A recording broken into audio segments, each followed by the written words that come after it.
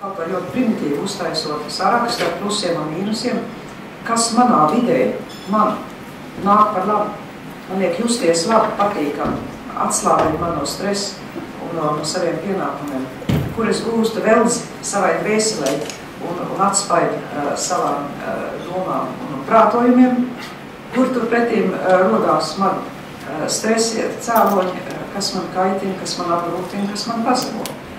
Es domāju, ka tādu inventāru arī pa laikam nemaz nav slikti paveikt, un tad censties ar visiem iespējamiem līdzekļiem vienkārši izvairīties no viss tā, kas jūsu dzīvi padara divvaļadzīgi nepatīkamu, un atrast pēc iespējas vairāk no tām lietām, kas viņus padara it kā neizbēgami nepatīkami, kā no šīm neizbēgami nepatīkamām lietām tomēr var padarīt tādas, kas ir izbēgams, no kurām ir iespējams šādā vai citādā veidā vai uzbūvēt sev apkārt kaut kādus psiholoģiskos aizsargājumus vai atrast citus risinājumus, jo kas jūsu dzīvē, tāpat kā kurpē iekrits akmens, nemitīgi rīvē un traucē un verzē un bojā jūsu nervus, ticiet man, tas traucēs jūsu progresu.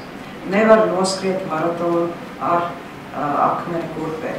Nevar noskriet 100 metru arī uz ātrumu ar akmeni kurpē. Šie akmeni kurpēs ir jāatrod, jāidentificē un jāizņem, ir kaut kas jādara, lai jūs varētu brīvi virzīties uz priekšu.